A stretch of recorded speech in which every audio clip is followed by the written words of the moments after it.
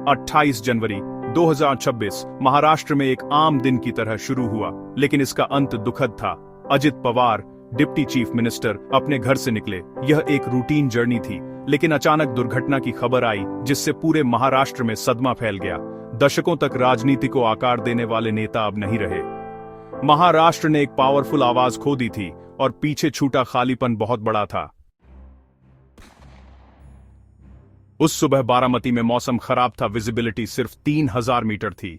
बारामती के एयरपोर्ट पर full air traffic control न होने के कारण पायलटों को अपने जजमेंट पर डिपेंड रहना पड़ा। VTSSK के क्रू ने लैंड करने की कोशिश की, लेकिन रनवे नहीं देख पाए और उन्होंने गो अराउंड किया। अपनी दूसरी अप्रोच पर उन्होंने विजुअल कांटेक्ट की रिपोर्ट दी और उन्हें लैंड करने की परमिशन मिल गई, लेकिन उसके बाद सिर्फ खामोशी थी। कोई कंफर्मेशन नहीं, कोई डिस्ट्रेस कॉल नहीं। सुबह 8:45 बजे जेट रडार से गायब हो गया। उसकी आखिरी पोजीशन रनवे से ठीक पहले थी। CCTV में जेट रनवे से 100 फीट पहले क्रैश होता और आग की लपट्टों में घिरता हुआ कैद हो गया। अजित पवार सहित 5 लोगों की जान पल भर में चली गई। क्रैश साइट पर काले धुएं का एक गुब्बार था जो मीलों दूर से दिखाई दे रहा था। रूटीन फ्लाइट पल भर में एक नेशनल ट्रेजेडी में बदल गई थी। क्रू का प्रोफेशनलिज्म क्लियर था, लेकिन किस्मत उनके साथ नहीं थी। आखिरी पल तेज और बहुत दुखद थे। महाराष्ट्र जवाबों की तलाश में रह गया। यह नुकसान सिर्फ पॉलिटिकल वर्ल्ड से कहीं ज्यादा महसूस किया गया। एक नेता की जर्नी ऐसे पल में खत्म हुई जिसकी किसी ने कल्पना भी नहीं की थी। अधिकारियों ने क्रैश के कुछ घंटों के भीतर ही फुल स्केल इन्वेस्टिगेशन शुरू कर दी। एयरक्राफ्ट एक्सीडेंट इन्वेस्टिगेशन ब्यूरो और DGCA ने जांच की लीडरशिप की और साइट पर टीमें भेजीं। उनका फोकस ब्लैक बॉक्स को रिकवर करना और मलबे के हर डिटेल को एनालाइज करना था। इन्वेस्टिगेटर्स ने ग्राउंड स्टाफ से पूछताछ की और आखिरी रेडियो कॉल्स को रिव्यू किया।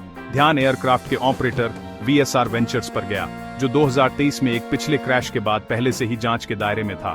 कंपनी की सेफ्टी कल्चर पर सवाल उठाए गए।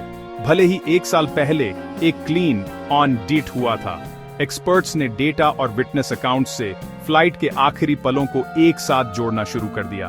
क्या यह मौसम था, ह्यूमन एरर या कुछ और? यह प्रोसेस लंबा और कॉम्प्लिकेटेड होगा, लेकिन जवाबों की तुरंत जरूरत थी। परिवार और देश क्लैरिटी का इंतजार कर रहे थे। निष्कर्ष भविष्य की एविएशन सेफ्टी को आकार देंगे। फिलहाल सिर्फ सवाल बाकी थे। जांच अभी शुरू ही हुई थी। अजित पवार का पॉलिटिकल जीवन महत्वाकांक्षा, वफादारी और विवादों से भरा था। उन्होंने 6 बार डिप्टी चीफ मिनिस्टर के रूप में काम किया, हमेशा टॉप के करीब रहे, लेकिन कभी वहां तक पहुंच नहीं पाए। शरद पवार के भतीजे होने के नाते उन्हें लंबे समय से NCP का उत्तराधिकारी माना जाता था। 2023 में उन्होंने NCP को विभाजित करके और BJP नीत गठबंधन में शामिल होकर महाराष्ट्र को चौंका दिया। इस बोल्ड कदम ने उन्हें फिर से डिप्टी चीफ मिनिस्टर बना दिया, लेकिन उनकी पार्टी और परिवार को बांट दिया। उनकी मौत से ठीक पहले NCP के गुटों को फिर से मिलाने की बात चल रही थी। अजित पवार एक एकजुट पार्टी का नेतृत्व करने के लिए तैयार थे, लेकिन किस्मत ने कुछ और ही सोच रखा था। उनके अचानक चले जाने से उनके फॉलोअर्स लीडरलेस हो गए और पार्टी का फ्यूचर अनिश्चित हो गया।